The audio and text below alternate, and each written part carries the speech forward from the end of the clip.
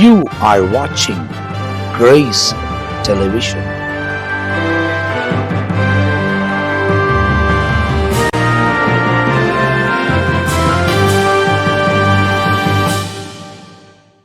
கிறிஸ்துவுக்குள் அன்பானவர்களே, ஆண்டவர் இயேசுவின் நாமத்தில் வாழ்த்துக்கள். தேவ கிருபையினால் தேவ வார்த்தைகளை உங்களுக்கு நாங்கள் அறிவித்து கொண்டிருக்கிறோம். இந்த தேவன் யார்? நாங்கள் பிரசங்கிக்கிற தேவன் யார்? நீங்கள் கேட்கிற இந்த தேவன் யார்? அவர் நம்ம கிட்ட இருக்கிற தேவன். உங்கள் வீட்டில் உள்ளவங்க உங்களை விட்டுட்டு ஓடிடுறாங்கல்ல, நீங்கள் பெற்றெடுத்த பிள்ளைகள் உங்ககிட்ட நெருங்கி வராமல் வாய் மட்டும் பேசுவாங்க, ஆனால் கிட்ட நெருங்கி வருகிற அனுபவம் இல்லை. யார் என்ன இருந்தாலும் இருக்கட்டும். தாவீது வாழ்க்கையில் எல்லாரும் அவரை விட்டு ஓடிட்டாங்க, ஆனால் ஆண்டவர் கூட இருந்தார். அப்போ இந்த தேவன் யார் தெரியுமா? இருதயம் நொறுங்கி போனவங்க கிட்ட இருக்கிறவர்.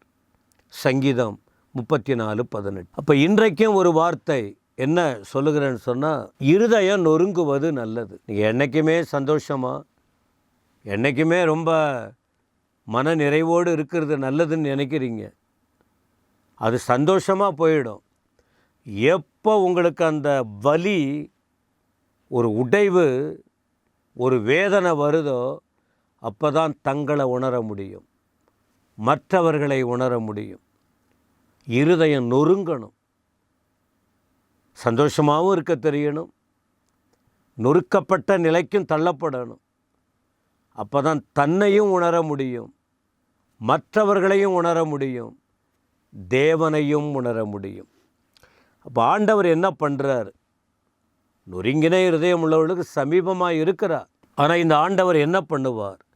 ஏசாயா 57:15 படித்து பாருங்கள். நித்திய வாசியும் பரிசுத்தர் என்கிற நாமம் உள்ளவருமாகிய மகத்துவமும் உன்னதமுமானவர் சொல்லுகிறதாவது. இந்த ஆண்டவர் யாரா? நித்தியமானவர். நித்திய காலமாய் இருக்கக்கூடிய ஒரே ஒரு தேவன் அவர். அவருக்கு இணையாக யாரையும் ஒப்பிட முடியாது. நித்தியம், அழியாத தன்மை. இந்த அழியா தன்மை உள்ளவர் அவர். நித்தியவாசி. இரண்டாவது அந்த தேவன் யார் தெரியுமா? பரிசுத்தம் உள்ளவர், பரிசுத்தர். அவர் பெயர் நித்தியவாசி, பரிசுத்தர் மட்டுமல்ல, மகத்துவமானவர். விவரிக்க முடியுமா? மகத்துவனால அதை வாயினால் விவரிக்க முடியாது, சொல்ல ஆசைப்படுவோம், எதை வச்சு விளக்குறதுன்னு தெரியல. மகத்துவமானவர், உன்னதமானவர், உயர்ந்த தேவன்.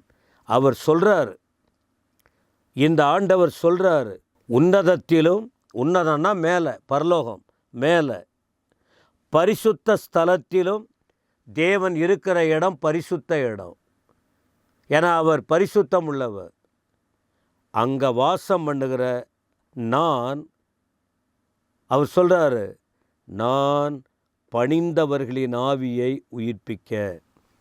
பணிவு, தாழ்மை. யார் தாழ்மையாக இருக்காங்க? அவங்க ஆவியை நான் உயிர்ப்பிப்பேன். தாழ்மை அவசியம். ஆண்டவர் கூட இருக்க வேண்டுமானால், நொறுங்கின இருதயம் உயிர்ப்பிக்கப்பட வேண்டுமானால், இந்த தெய்வத்தை நீங்கள் புரிஞ்சுக்கணும், இந்த தேவனுடைய தன்மையை உணரணும். இப்போ நம்ம வாசிக்கும் போதே தெரியுது, இவ்வளவு பெரிய ஆண்டவர், உன்னதத்தில் பரலோகத்தில் இருக்கிறவர். சாதாரண மனுஷன் மேலே எவ்வளவு, ஏன்னா அவர் சாயலாய் உண்டாக்கப்பட்ட மனுஷன் மேலே அவர் அன்புள்ளவர், மனிதர்கள் மேல் அவர் அக்கறையுள்ளவர், மனிதர்களுக்காக ஆண்டவர் எதையும் செய்யக்கூடியவர். அதை தான் சொல்கிறாரு, பணிந்தவர்களின் ஆவியை உயிர்ப்பிக்க. எந்த உள்ளம் பணிவோடு, உடைந்த உள்ளத்தோடு, தாழ்மையோடு காணப்படுகிறதோ அவங்க ஆவியை நான் உயிர்ப்பிப்பேன். அப்போ உயிர்ப்பிக்கும் வல்லமை. அப்போ ஆவி என்ன பண்ணுது? மரித்து போன நிலைமை போல மாறுது. உயிர்ப்பித்தல் என்றால் அங்கே உயிர் விட்டது போல தான் அர்த்தம். உணர்வில்லாத அனுபவம் தானே, எதையும் செய்ய முடியாத ஒரு தன்மை தானே. அப்படி பணிந்தவர்களின் ஆவியை உயிர்ப்பிக்கிறதற்கும் பணிவின் ஆவி அவசியம். பணிவினாவி. அதே ஏசாயா சொல்கிறார் 66ஆம் அதிகாரத்தின் 2, 3 வசனங்கள். ஏசாயா 66 வசனம் 2, 3 பாருங்கள். என்னுடைய கரம் இவைகளை சிருஷ்டித்ததினால் இவைகளெல்லாம் உண்டாயின என்று கர்த்தர் சொல்லுகிறார். சிருஷ்டிப்பின் தேவன், எல்லாத்தையும் உண்டாக்கினவர் என்ன சொல்கிறாரு? எல்லாத்தையும் நான் உண்டாக்கின சொல்கிறாரு.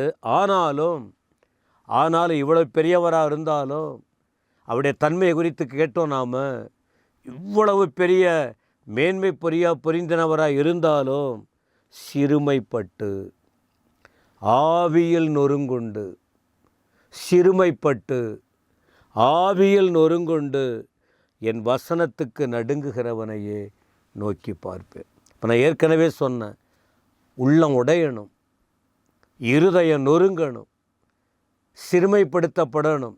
ஒரு முறை சிம்சோன் தப்பு பண்ணிட்டார். அவனை சிறுமைப்படுத்தினாங்க, கண்ணை குருடாக்கிட்டாங்க, வேடிக்கைக்காரனாக மாற்றிட்டாங்க, அபிஷேகம் பண்ணப்பட்ட தேவ மனுஷனை.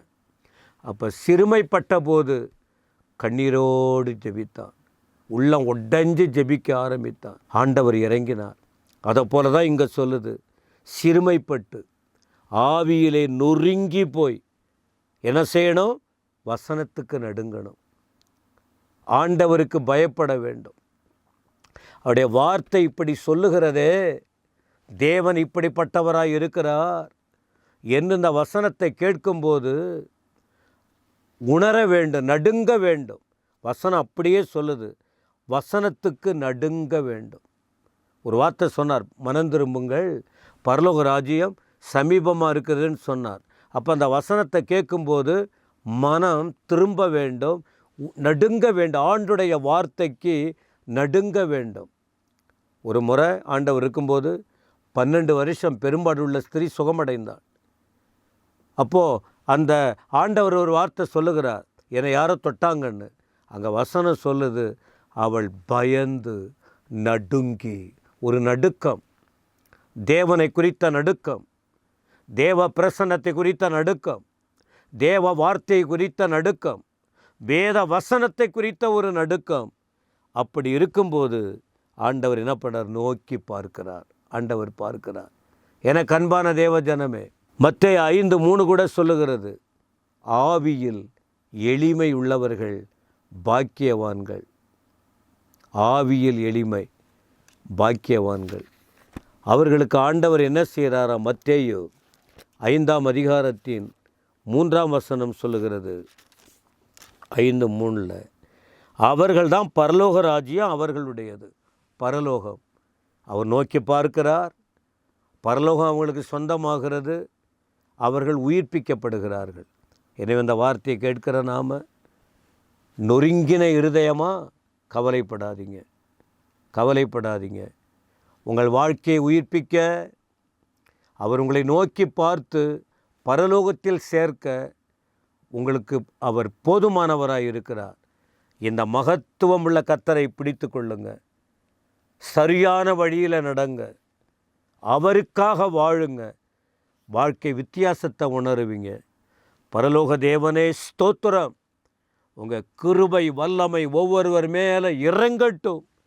இந்த வார்த்தை வெறுமையாய் திரும்பாது. தாழ்மையான இருதயத்தை கொடுங்க ஆண்டவரே. பணிவின் ஆவியை கொடுங்கப்பா, பணிவிடை ஆவியை கொடுங்க ஆண்டவரே. நல்ல இருதயத்தை தாரும், அற்புதமான காரியங்களை செய்யும், பரலோகத்துக்கு சொந்தமாக்கும். இயேசுவின் நாமத்தில் வேண்டுகிறோம் பிதாவே, ஆமென், ஆமென்.